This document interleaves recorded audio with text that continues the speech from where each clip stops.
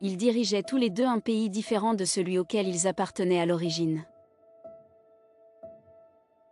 Napoléon est né en 1769 à Ajaccio, en Corse, d'un père immigré d'origine italienne. La Corse appartenait à la République de Gênes, mais fut vendue à la France par la République de Gênes en 1768, un an avant la naissance de Napoléon. Le peuple de Corse s'y est opposé et s'est rebellé, et le père de Napoléon était parmi ceux qui se sont battus contre la France. Les Français ont finalement dominé l'île. Lorsque Napoléon avait 10 ans, avec l'aide du gouverneur français en Corse, il était inscrit dans une école militaire en France et la route de l'Empire était ouverte. Hitler, quant à lui, est né en Autriche en 1889. Après avoir terminé ses études primaires dans la ville de Braunau, où il est né, et ses études secondaires à Vienne, il a travaillé pendant un certain temps comme architecte et peintre. En 1912, il refuse de rejoindre l'Empire austro-hongrois et se rend à Munich.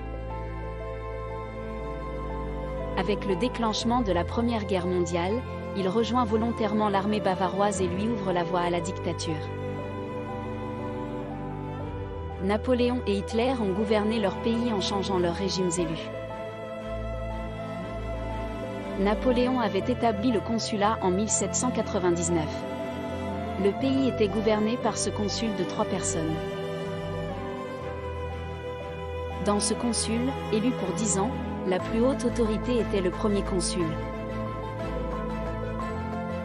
Napoléon est devenu le premier consul jusqu'à la fin de sa vie avec un référendum en 1802 et s'est déclaré empereur 2 ans plus tard en 1804. Hitler, d'autre part, après avoir été élu chancelier par référendum en 1933, a aboli la Constitution et a déclaré qu'il ne reconnaissait pas Versailles et a commencé à diriger le pays par lui-même comme une dictature. Tous deux dominaient toute l'Europe continentale à l'exception de la Russie. Napoléon a d'abord vaincu l'Autriche et la Russie lors de la bataille des 3 empereurs en 1805 et la Prusse en 1806. En 1807, il vainquit la Russie sous le règne d'Alexandre et arrangea toute l'Europe continentale comme il le voulait avec la paix de Tilsit. Avant qu'Hitler ne lance l'opération Barbarossa en 1941, il avait envahi ou capturé toute l'Europe, y compris la France, les Pays-Bas, la Belgique, la Grèce, la Yougoslavie, la Bulgarie, la Norvège et le Danemark. Après avoir dominé toute l'Europe en 1941, il entame son expédition en Russie. Tous deux avaient l'intention d'envahir l'Angleterre, mais le manque de marine suffisante les a découragés. Napoléon avait prévu d'envahir l'Angleterre et avait une grande haine pour l'Angleterre, mais le manque de marine suffisante et le fait que l'Angleterre avait une marine forte l'ont découragé de le faire. Là-dessus, Napoléon voulut nuire à l'Angleterre à travers les colonies et partit pour cette raison dans l'expédition d'Afrique. Hitler avait une admiration pour l'Angleterre et il l'exprimait constamment, mais quand il a envahi toute l'Europe, il s'attend à ce qu'ils offrent la paix, mais l'Angleterre ne s'approche jamais de la paix. Hitler décide de l'opération s'ils l'ont planifiée et commence par des opérations aériennes lourdes de la Luftwaffe, mais il ne peut pas obtenir l'approbation de l'opération de la marine. L'armée de l'air britannique causant de gros dégâts à la marine allemande, Hitler abandonne l'invasion et lance l'opération Barbarossa. L'expédition russe a préparé la fin des deux.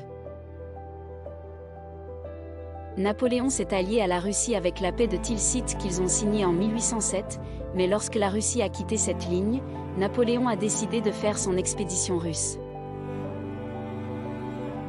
Napoléon a commencé sa campagne de Russie en traversant le fleuve Niémen le 24 juin 1812 avec une armée de 420 000 hommes.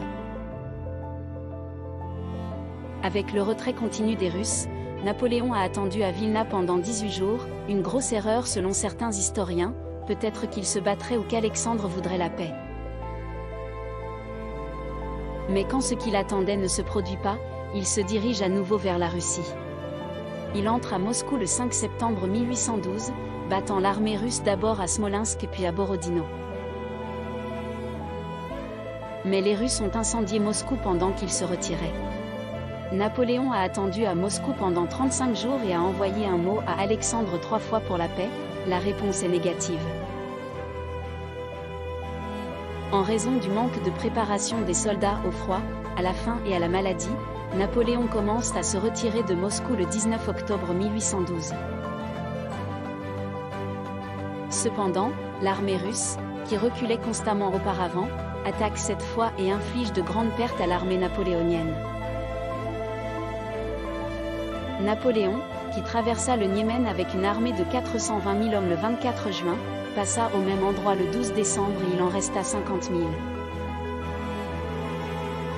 Hitler lance la plus grande opération terrestre de l'histoire du monde le 22 juin 1941. 3 millions de soldats avancent en Russie sur une ligne de 2000 km. Les premiers jours de l'opération se passent avec un grand succès. Jusqu'au début des conditions hivernales froides, ils ont avancé dans les environs de Moscou, mais avec le début de l'hiver, l'avance des troupes allemandes non préparées s'est arrêtée.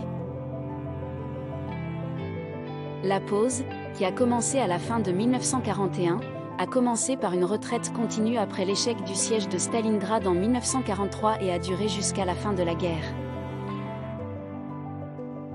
L'occupation de Paris et de Berlin a été la fin des deux. Avec l'occupation de Paris le 31 mars 1814, Napoléon est déposé et retourne en exil sur l'île de l'Elbe. Bien qu'il y ait eu une autre période d'empire de 100 jours après s'être échappé d'ici pendant un certain temps, rien n'était comme avant. Le 1er mai 1945, lorsque les armées russes entrèrent à Berlin, Hitler se suicida, mettant fin à sa dictature et à sa vie.